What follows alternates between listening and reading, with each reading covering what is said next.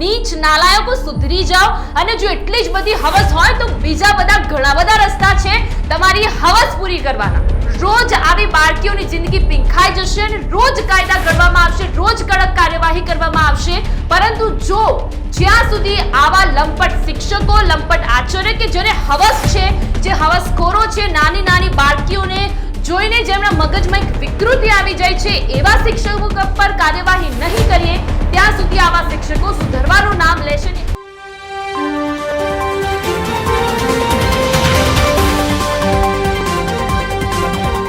ગુજરાતમાં શિક્ષણ વિભાગને શર્મસાર કરતી ઘટના સામે આવી છે. ગુજરાતની મહિલાઓની એટલે કે અસ્મિતાને લાંછન લગાડતા કિસ્સાઓ ભૂતકાળમાં આપણે જોયા છે, ભવિષ્યમાં બનવાના છે અને અત્યારે વર્તમાનમાં બની રહ્યા છે. પરંતુ સૌથી મોટો સવાલ અહીંયા એ છે કે આપણા રાજ્યના ગૃહપ્રધાનને આ ગુજરાતની અસ્મિતાને લાંછન લગાડતા આવા કિસ્સાઓ નથી દેખાતા કે જ્યાં દુષ્કર્મની ઘટનાઓ સામે આવી છે. ફક્ત આપણા ગૃહપ્રધાનને એવા જ કિસ્સાઓ દેખાય છે કે જ્યાં સીસીટીવી કાંડ બને છે, અમરેલી કાંડ બને છે. એવા કાંડ ઉપર કાયદા ઘડાઈ જાય છે, પરંતુ જે નાની નાની બાળકીઓની જિંદગી પીંખી નાખવામાં આવે છે એવા કાંડ પર ના કાયદા ઘડાય છે, ના દંડાત્મક કાર્યવાહી કરવામાં આવે છે, કોઈ પણ પ્રકારના પગલા ત્યાં લેવામાં આવતા નથી. હું વાત કરી રહી છું એક એવા કિસ્સાની કે જ્યાં ગુજરાતની મહિલાઓની જે સલામતી છે, સુરક્ષા છે, તેના તમામ જે દાવા છે પોકાર સાબિત થયા છે. અને એવું નથી કે આ પહેલો કિસ્સો છે. દાહોદમાં જે કિસ્સો થયો કે સ્કૂલના આચાર્ય દ્વારા એક પહેલા ધોરણમાં અભ્યાસ કરતી 5 વર્ષીય બાળકી પર દુષ્કૃત્ય ગુજારવામાં આવ્યું, એના બાદ એની હત્યા કરી નાખવામાં આવી. એ જે ચર્ચાનો વિષય બન્યો હતો, હજી તો એ શાહી સુકાઈ પણ નથી. અને અમરેલીમાં એક એવો લંપટ શિક્ષક સામે આવ્યો કે જેને ચોથા ધોરણમાં અભ્યાસ કરતી 2 બાળકીઓને દવાના નામે દારૂ પીવડાવીને એના પર દુષ્કૃત્ય આચર્યું છે, એવી ઘટના સામે આવી. હવે તમને થશે કે આવી ઘટનાઓ શિક્ષકો દ્વારા કેમ કરવામાં આવી રહી છે.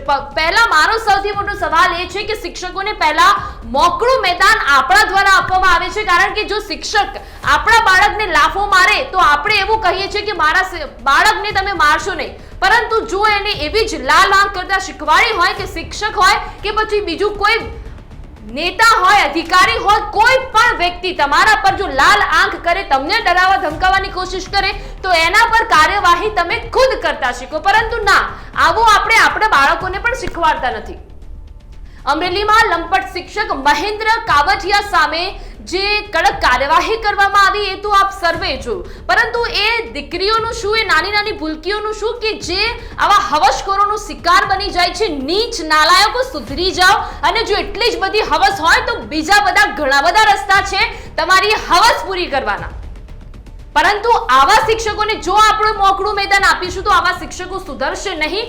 કારણ કે રોજ આવા કિસ્સાઓ બનશે, રોજ આવી બાળકીઓની જિંદગી પીંખાઈ જશે અને રોજ કાયદા ઘડવામાં આવશે, રોજ કડક કાર્યવાહી કરવામાં આવશે.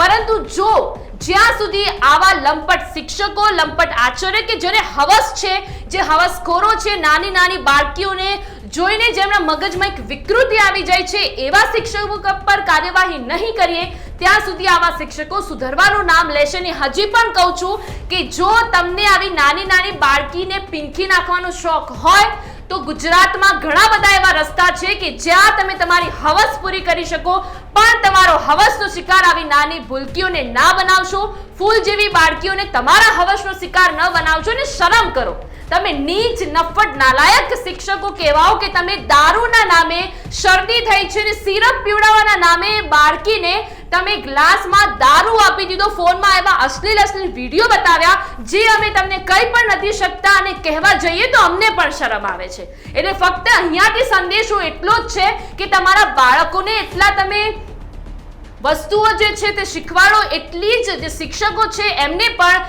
જે શિક્ષણ જગતમાં જેટલા પણ અધિકારીઓ છે તેમને પણ શીખવાડવાની જરૂર છે કે ખરેખર જો કોઈ પણ શિક્ષક બાળકો પર નજર ખરાબ કરશે તો તેમના પર દંડાત્મક કાર્યવાહી કરવામાં આવશે. પણ નહીં, આપણા ગૃહપ્રધાન હર્ષ સંઘવી સાહેબ ખાલી કાયદા ઘડશે, પછી એ કાયદાનું લેખન થશે, એ લેખન થયા પછી કાયદા માળિયા ઉપર ચડી જાય છે અને પછી આ લંપટ શિક્ષકોને મોકળું મેદાન મળે છે. કેમ? કારણ કે કાર્યવાહી થતી નથી. આ લંપટ શિક્ષકોને તમે માર્કેટ વચ્ચે લાવો, બજાર વચ્ચે લાવો અને એમને એવી દંડાત્મક કાર્યવાહીમાં શામિલ કરો, એમને એવી સજા આપો જે બીજા જે શિક્ષકો છે તેમને ખબર પડે. હું આટલું બોલી છું, મને ખબર છે કે મારા આ અવાજનું અસર કેટલા સુધી થવાની છે. મને એ પણ ખબર છે કે જે અત્યારે જે લંપટ શિક્ષકોનો કિસ્સો બન્યો ફક્ત 15 થી 20 દિવસ ચાલશે, પછી એ જે શિક્ષકે જે આ કૃત્ય કર્યું છે શિક્ષક પણ ભૂલી જવાનો છે, જે પોલીસ દ્વારા કાર્યવાહી કરવામાં આવી છે પોલીસ પણ ભૂલી જવાનો છે, અને જેની સાથે આ બનાવ બન્યો છે એના માતા પિતા પણ ભૂલી જવાના છે. આખરે અહીંયા થાય છે શું? હોતા હૈ હોને દો, ચલતા હૈ ચલને દો, એવા જ કિસ્સાઓ જોયા છે આપણે. અમરેલી અત્યારે ટોક ઓફ ધ ટાઉન બની ગયું છે. અમરેલીમાં લેટર કાંડ થયો. હા, લેટર કાંડમાં રાત્રે 9 વાગે પછી તમે ખબર છે કે સૂર્યાસ્ત પહેલા અને સૂર્યાસ્ત પછી કોઈ પણ દીકરીને પોલીસ ગિરફતાર કરે નહીં, પરંતુ આ ભાજપના નેતાના એક લેટર કાંડમાં એ જે નેતા છે એનો ભ્રષ્ટાચાર સામે આવ્યો હતો. એટલે રાત્રિના 12-6 કલાકે પાયલ ગોટી નામની મહિલાને પોલીસ દ્વારા ઉઠાવી લેવામાં આવી. હવે તમે જુઓ કે કાયદો અને વ્યવસ્થા ક્યાં કથળી રહી છે. ભાજપના નેતાઓ હોય તો તમે રાત્રે પણ મહિલાઓને લઈ આવો, પરંતુ આવા લંપટ શિક્ષકો જો ફૂલ જેવી બાળકીઓ સાથે આવું કૃત્ય કરે તો એમના પર ધીરે ધીરે ગોકળ ગતિએ કામ થાય. એનો મતલબ એ જ થયો છે કે અહીંયા વ્યવસ્થા કાયદો ક્યાંક ને ક્યાંક લથડી રહી છે. હવે સવાલ સૌથી મોટા એ થઈ રહ્યા છે કે શું મહેન્દ્ર કાવઠિયા પર કાર્યવાહી થશે કે નહીં? કાર્યવાહી થશે એ ગુજરાતના દરેક આદમીને ખબર છે, જાહેર જનતાને ખબર છે, પરંતુ આ કાર્યવાહીથી લોકોને શું શીખ મળશે? લોકો ફક્ત જોશે.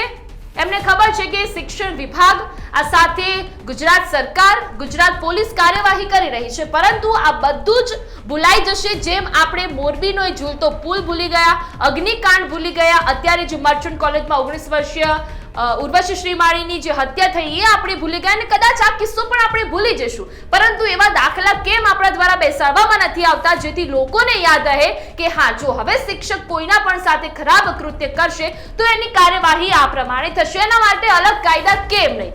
કેમ સરકાર સીસીટીવી કાંડ પર કાયદા બનાવી શકે તો આવા લંપટ શિક્ષકો પર કાયદા કેમ નહીં? શું શિક્ષકોને મોકળું મેદાન સરકાર દ્વારા આપવામાં આવે છે? સૌથી મોટા સવાલો સાથે ફરીથી આવી ચર્ચાઓ સાથે મળીશું.